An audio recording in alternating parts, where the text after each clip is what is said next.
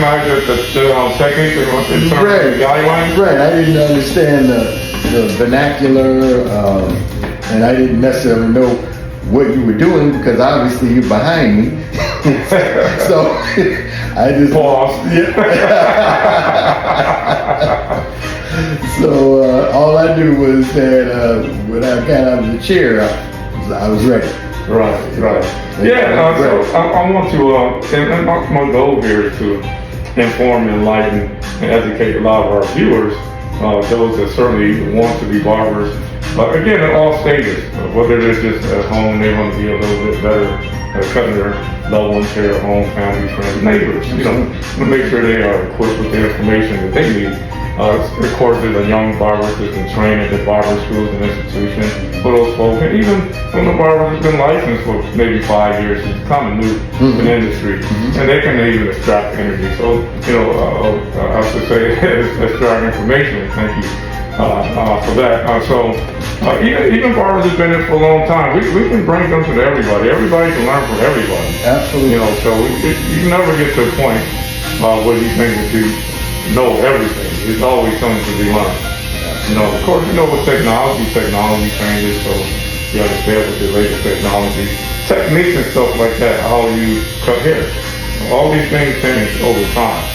You have to be abreast of that. Even myself, after continuing to buy books and stuff, sometimes people go to different classes, awareness classes, so they can learn new styles and techniques or new hair styles that may come out. Some go to conventions, where they have different products to sell. And they have platform artists too, that they show them the newest technologies and new hairstyles and things like that. They teach them there. So there's several avenues that we can go or take to further our education in barbering. Right. Yeah, I don't want to sound like I'm teaching. That I'm cutting your hair, you're a client, so I'm not going to teach you. So this was actually for my clients. I hope you guys heard that, or for my listeners, my viewing audience. Hope you guys can hear that. I kind of have my camera back a little bit. I don't want the camera too close. Well, I appreciate the insight because again, I had no idea what the process really entails. So it's good to get kind of a sneak peek at the skill set. I guess you guys really don't care about the behind the scenes things. You just want to make sure it's done properly. You don't necessarily want to see how the donuts are being made, right? you just want the end product to be what you paid for. Certainly, that's probably the overwhelming part of it. But there's an aspect of curiosity in how you are able to create the finished product. What steps are in place? All of that. So I'm always curious about different things, and that's certainly interesting as well. I've seen some of the clips that you provided in which you took, an individual that, may have not had a haircut in a bit, and, you changed the appearance.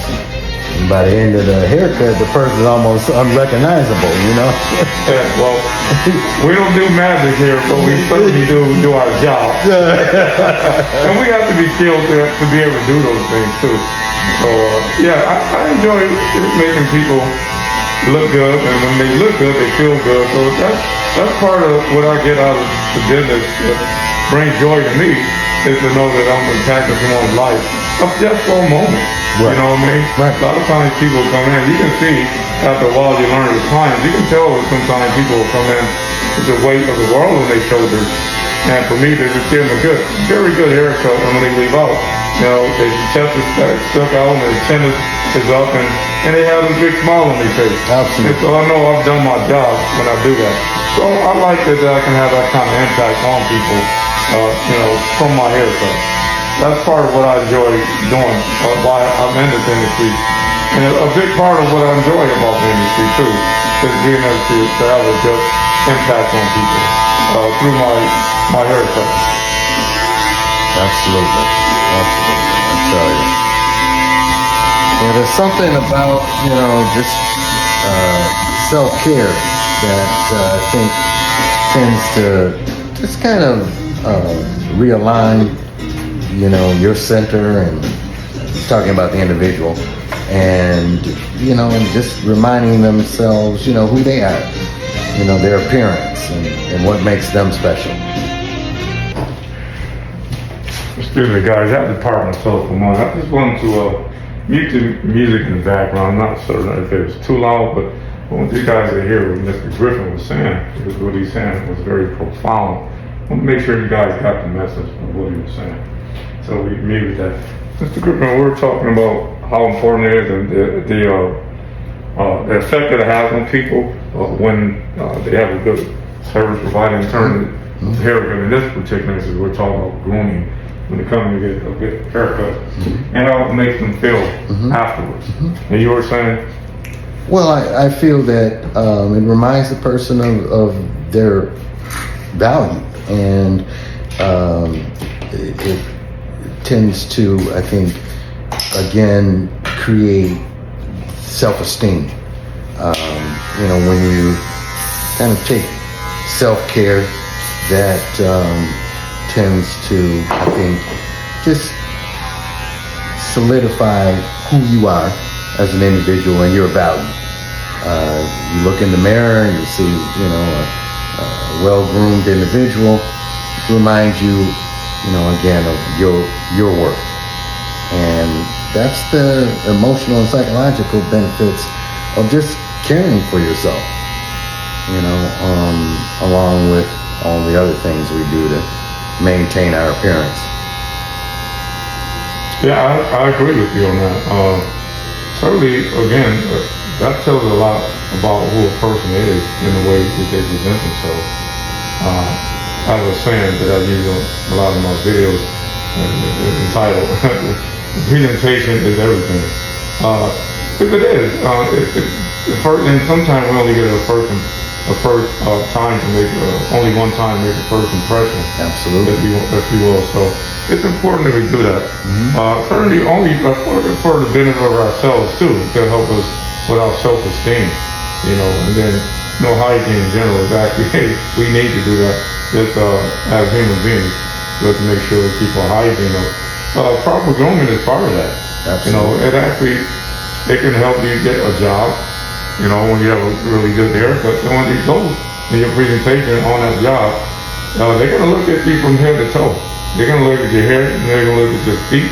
Absolutely. They're going to look at your attire, and of course, then when you have the interview and you verbalize, what it is during the course of the interview, that plays a major role.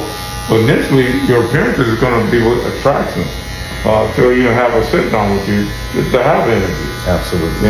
So I think that's very important. That we all keep our hygiene up. That's very important. It could stave away sickness and disease. And of course, those are extreme things, but that can happen. And we're not just talking about haircuts now. We're talking about our overall hygiene.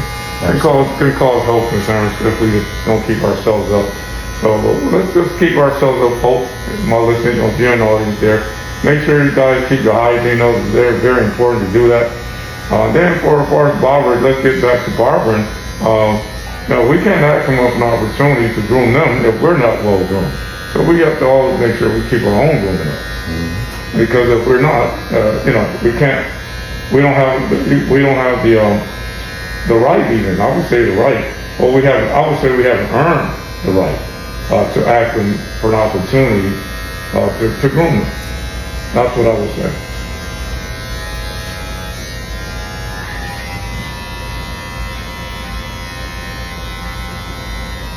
So generally, I would have my music on, guys, as you heard earlier. I love jazz, and so that's part of our concept of here at Class at Barbershop. So I want you guys to kind of listen in on kind of what goes on in the barbershop. We have various types of conversation, and so you guys and those of you that want to hear some raunchy stuff, unfortunately, you won't be getting that. I hate to disappoint you. but that won't happen. Because remember, this is Class Act Barbershop, so he won't get that. And however, we are men, so we do talk about things that men talk about. Certainly, but we talk about them in a respectful manner. And that's how we do things here at Class Act. And again, all these gentlemen are Class Acts, and hence the name Class Act. I told you guys earlier that I named my shop after my clients, and they are Class Acts. So we all carry ourselves as upstanding men of good character, honesty, integrity, dignity, and respect at all times. And I want you guys to learn that too. Those of you that may not be practicing that, and you want to be a better person, try to implement those aspects into your life. And those of you that already have those aspects and attributes, then you already know. And I'm sure it's taking you great places in your life. But we're here to help build people too. We're all about building people. That's what this blog is about. This is what Class Act stands for. We work throughout the community. I've mentored many young men throughout my career. So we're all about helping community, building community. Certainly our young people are very concerned about our young population in the community. So we try to encourage them to provide them with information that may be useful to them, whether it's just things about manhood. We know a lot of our young men sometimes don't have fathers in their lives, and they come from a single parent home. And so here at the barbershop, a lot of fine men here that with great integrity, a great source of wisdom that we impart upon our young customers, our young clients, if you will, when they come in. And then we also do this in our everyday life. The gentlemen that come to Class Act Barbershop, this is how they live throughout their lives. You're not like Mr. Griffin here. He's here, but he's out in the community and have been in the community for many, many, many years. I won't say how many, but for many years. You're dating me, Nate. No, we're not doing that because I didn't tell you.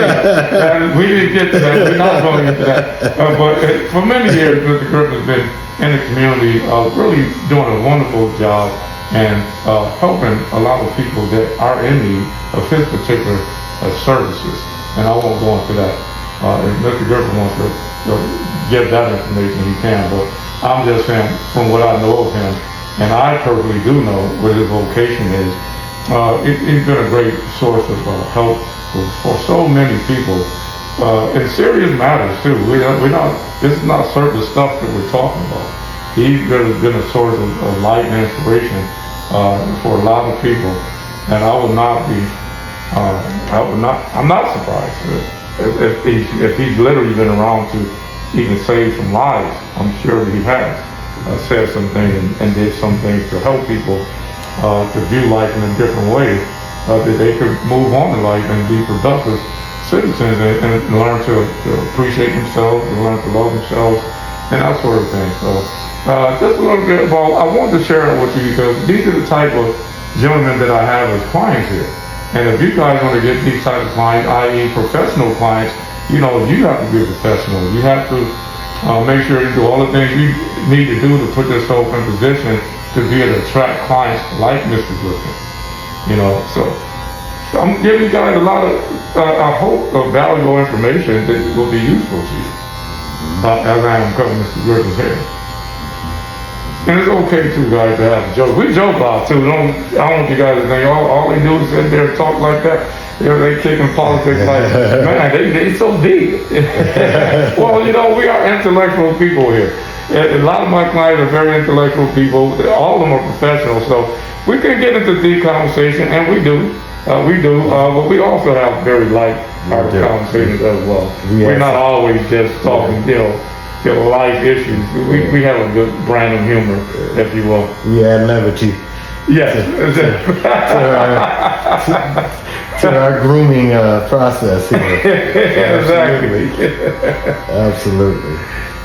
By the way, I love words for you guys. You people don't know. I literally love words. I'm not a wordsmith, but I certainly enjoy using words, like to verbalize specific words. When the opportunity arises, And I say that it's kind of an inside joke with Mr. Griffin here. We kind of like to trade off words from time to time. We get a chuckle out of that. I enjoy intelligent comedy, if you will. So I was alluding to earlier that we are not always serious. So we do have good banter and we have good jokes here. And our way of joking is we like to use intelligent verbiage, intelligent words, if you will. We get a kick out of that. So, like he just threw one over here. He thought I didn't hear what he said. I heard it. Yeah, but they have to fit in with the they have to fit in with the context of the conversation, though.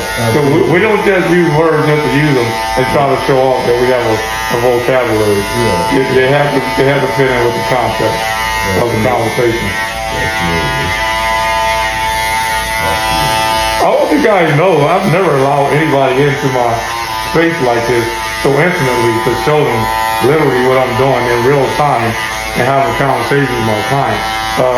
This is very sacred to me. The anonymity of me and my clients is very, very important to me. So I generally don't allow people into my space in my world like this.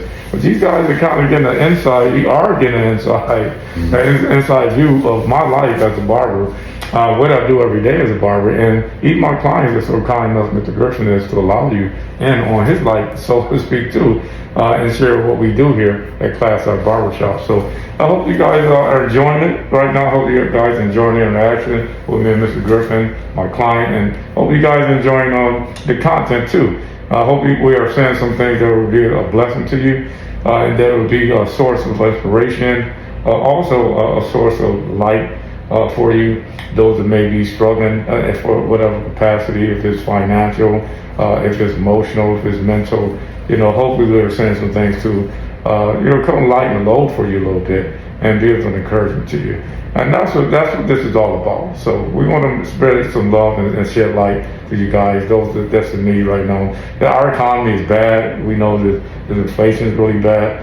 So hopefully this will be some source of light. We'll lighten up for you and kind of, have a little bit of a conversation, a little bit lighter. But I just want to say that too, because I know many of the people are watching this, and those of you that will watch it, the most important thing we want to convey is to get the message out that we are a community as a whole. We're not just here at Class Act, but a world community.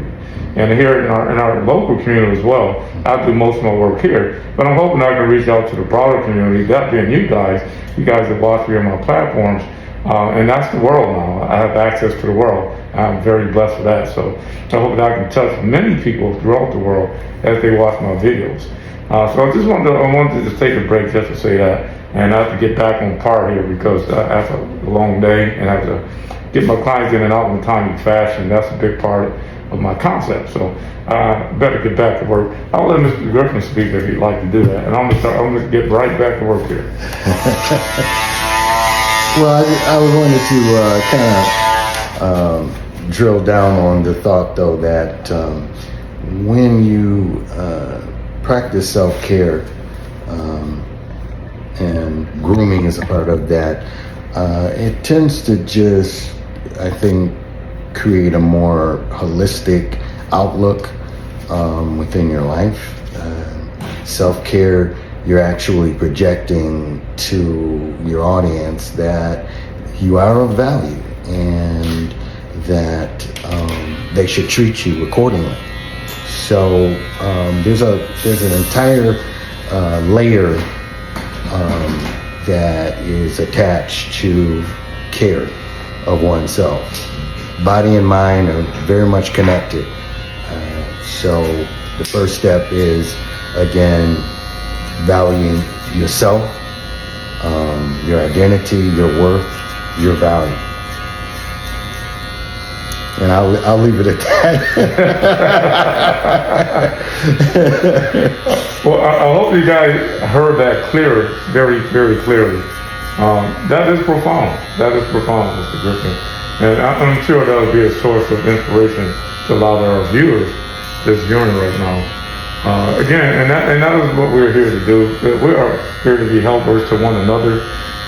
So we want to spread light and we want to spread good energy to everyone that would watch this video. and that's our endeavor. So hopefully that message will register with many of our viewers that will view this video. So, your grooming professional, they play a part in how, again, you practice self-care.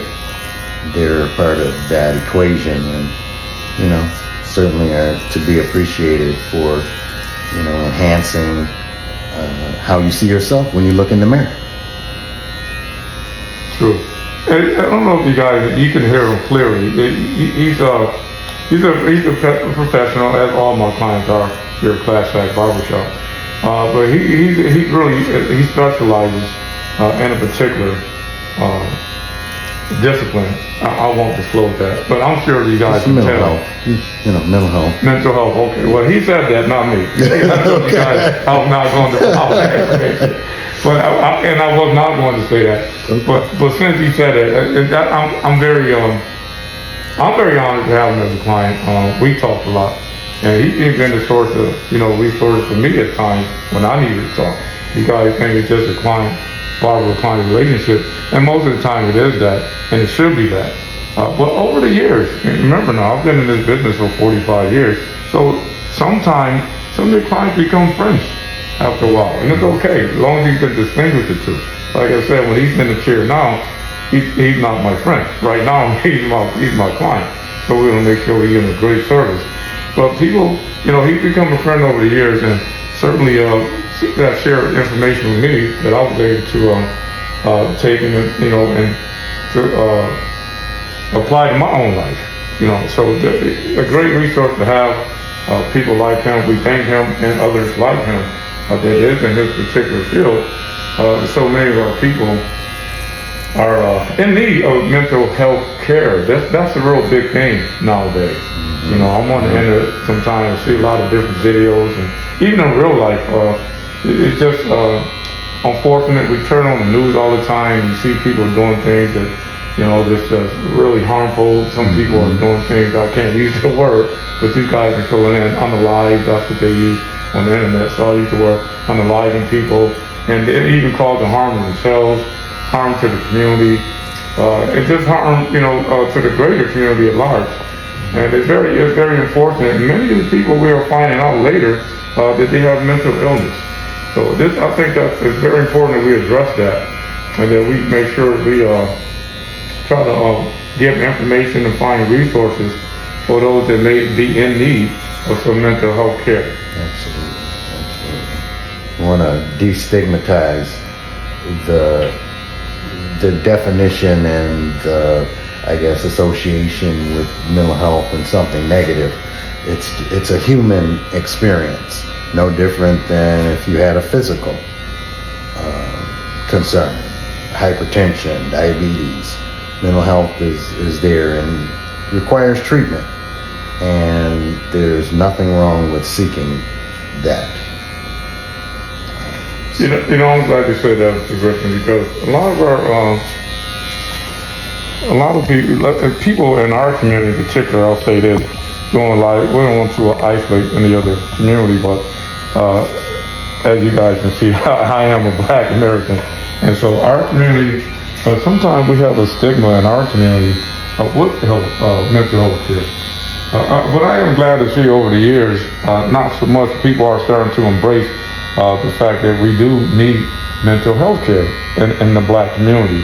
That's very important for us. So all the viewers that may be watching this, and from our community, from the Black community in particular, but all communities, certainly all communities, but we're going to speak just to the Black community just in this one particular moment.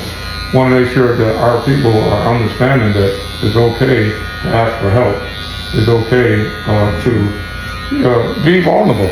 It's okay to say, I need help. There's nothing wrong with that. And you are not crazy.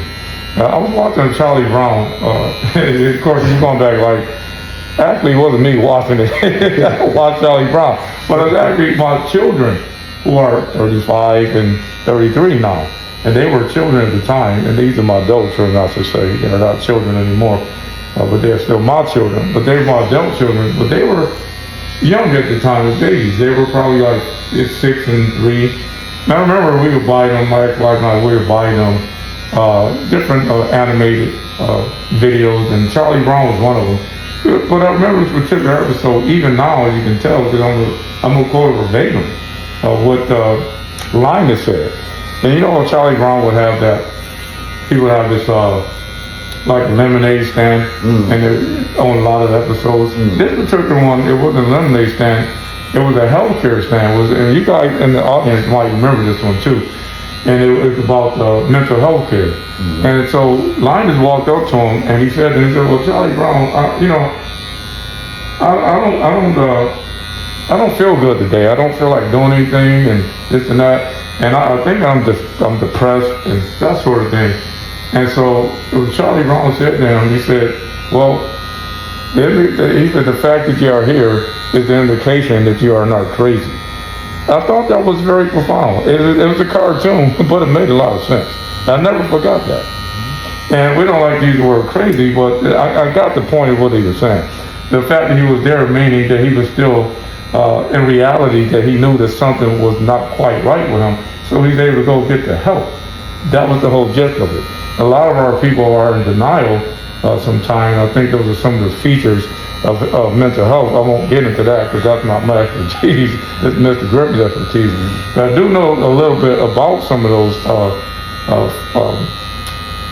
intimate details of mental illness.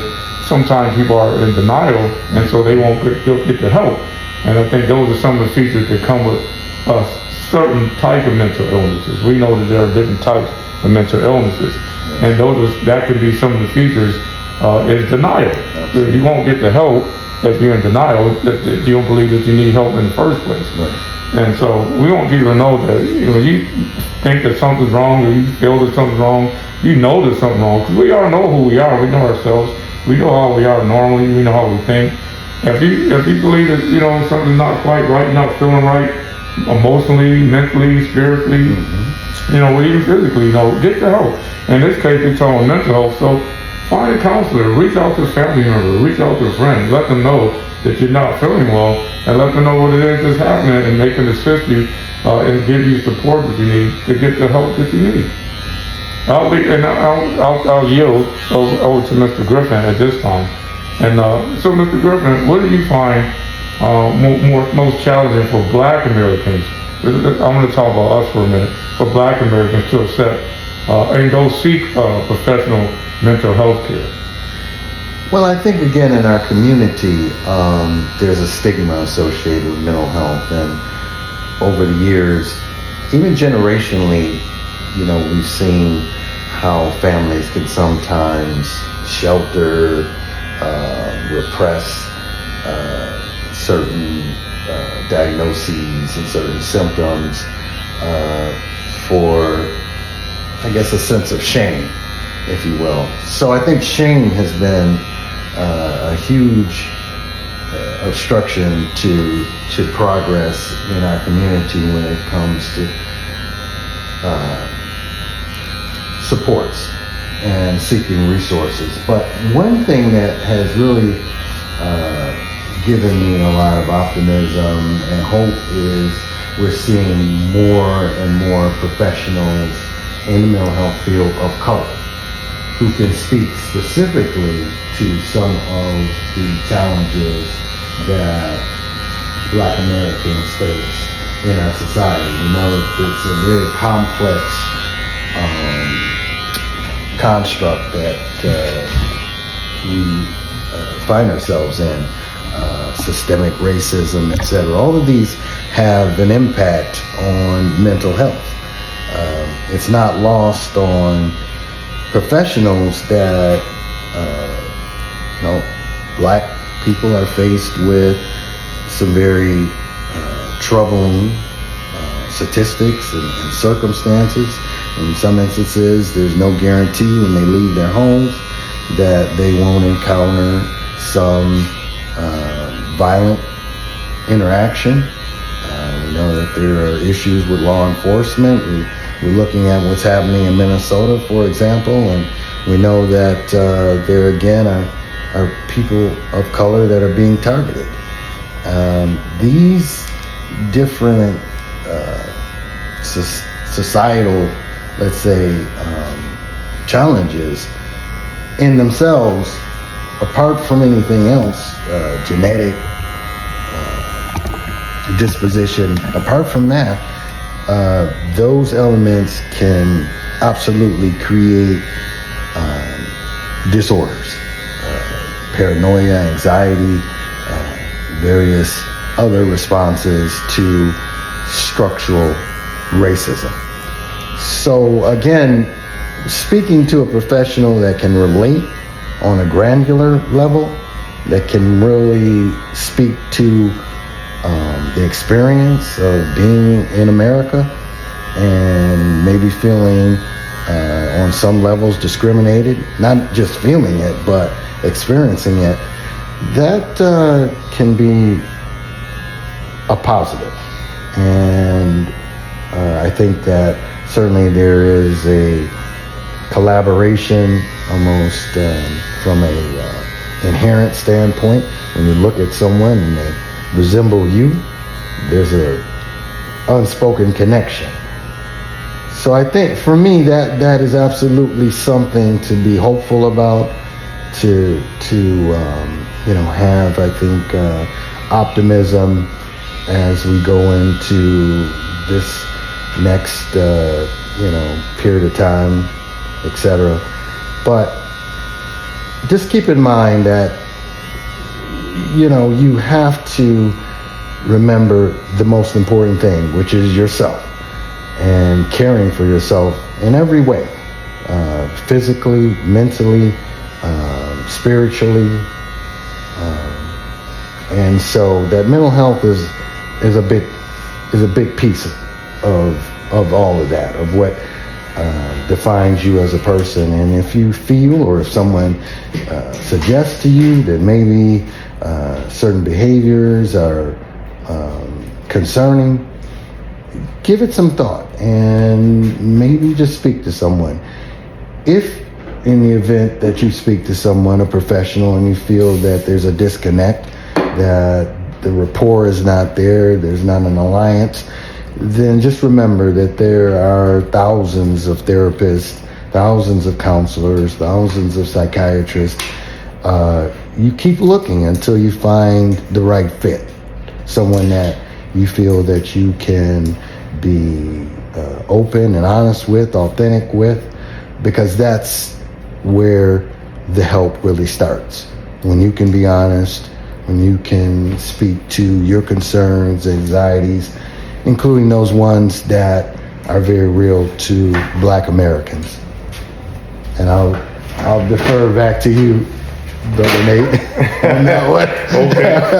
Well, give me a moment, man. I have to get the shaving cream ready so we can use the straight razor. Oh, okay. To give you a nice, sharp, crisp, and dynamic hairline. Okay. You guys, I'm going to sign off just for a minute. I'll be right back.